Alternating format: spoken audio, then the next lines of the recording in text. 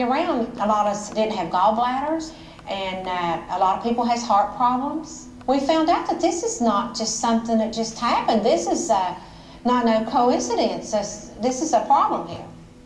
And the only thing everybody's got in common here is to do with the water. I got to thinking how many people that I knew that had died with cancers and brain tumors, and I sat down with a pen and paper in there one night and I started writing all of this, and it was just like it was pouring. It was just something I couldn't control. All of these papers here are people who have died, or there's a few that's still living, with all of these diseases that are prevalent in our area. A lot of these people I know, just like Billy Arden, he has a brain tumor, and I remember John Donahue. He was one of my very best friends. It's not until you started going through each one of these communities and finding out, you know, what health conditions they have, that, you know, there's something bad here that's causing this. That's right. But we need to keep the pressure on our politicians and saying, well, what are you going to do about it? But that gives you an idea of what, you know, we're dealing with in communities that's where injections and impoundments are. You know, they call, you hear a lot of people say that coal is a cheap form of energy. Well, I'm telling you right now, it's not cheap. It's not cheap to the people that has to live around these sites. They may call it cheap. And mountaintop removal, the only reason they do that is to maximize the industry's profit. That's the only reason they do it. I mean, they do it with a handful of men. They don't need a whole lot of men, so it takes jobs from underground employees. But you know, we need new power and we need new politics in this state. And I mean, when we went, these people didn't even have drinking water. We go to the governor and ask for emergency drinking water, and they said they don't have enough money for it.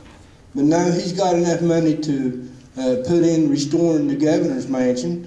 He had enough money to change the signs at the state borders.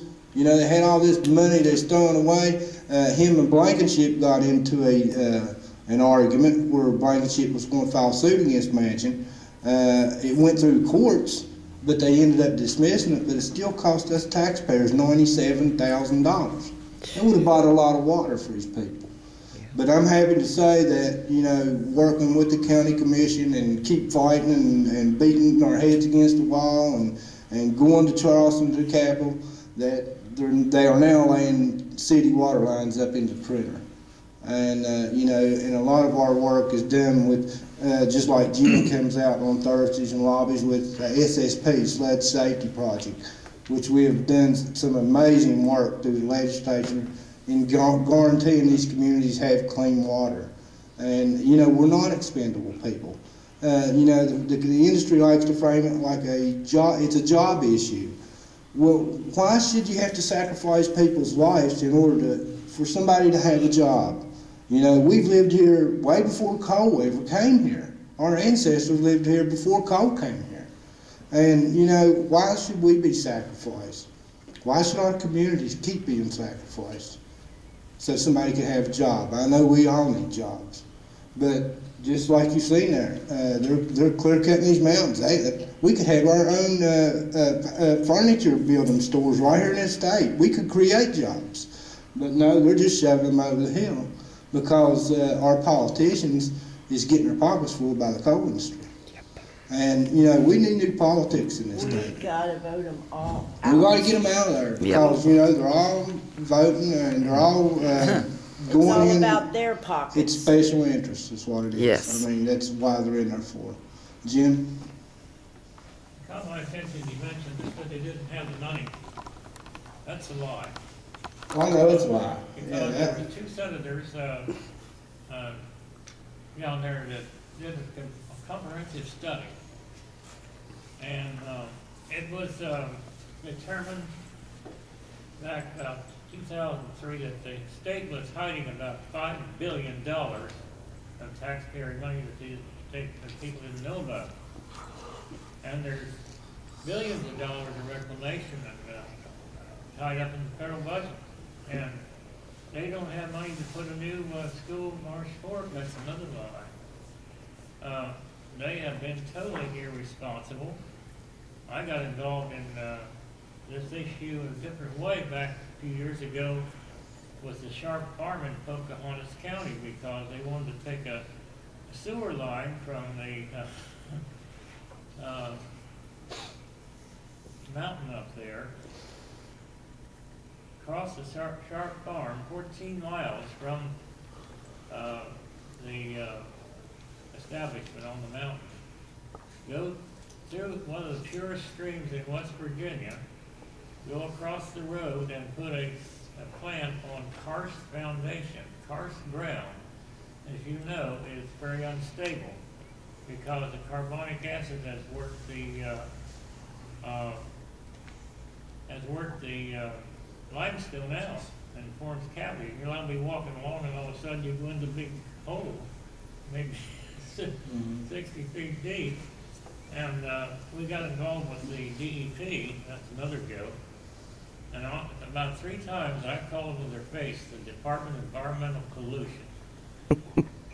They did not even test the most virulent sites in Critter and other places on that SCR-15. They totally ignored the most vicious areas where people were being poisoned and dying. Well, they know the results they was going to get there if they did an impact study there. They knew what the results was. They know what the problem is. But still, yet, they allowed it to happen. They don't care. But, we're just residents. We're just community members. I'm a member of OVEC, Ohio Valley Environmental Coalition, but I'm a volunteer. But I feel more like a community caretaker. That's what I feel like more than belonging to an environmental group, because it's going to take each body in the community to look after one another, and draw them together to give them a voice. That's why we make so many trips to Washington, to the EPA, to the Office of Surface Mining, to Rockefeller, Bird's office, Ray Hall's office. I mean, we're getting ready to go up here in about 3 weeks, and I just came back there 2 weeks ago. So, and we're going on nickels and dimes out of our pocket. It's not like, we're lobbyists that's getting paid. We go on our own money. And we travel, and it costs us a great deal of money, but, we're not willing to sacrifice our communities for the sake of jobs. They can do underground mining. They don't have to blow up our communities. They don't have to poison our water. We worked for years underground, without having these impacts, and the communities flourish. But now they're nothing but ghost towns. The Whitesville and Sylvester, the towns I grew up, is nothing but ghost towns. All the stores are boarded up. And that's, when Massey came in and bought all the union mines out, those were local people. Their families run those businesses that run in these communities. Well, when they couldn't get a job, they had to leave the state. And, Massey won't hardly ever hires ex-union people because of the threat of them organizing. And so, what's happened is that everybody's left the community, and they're turned into ghost towns. The people that do come into our community to work on these mountaintop removal sites are outside people. It's not their backyard.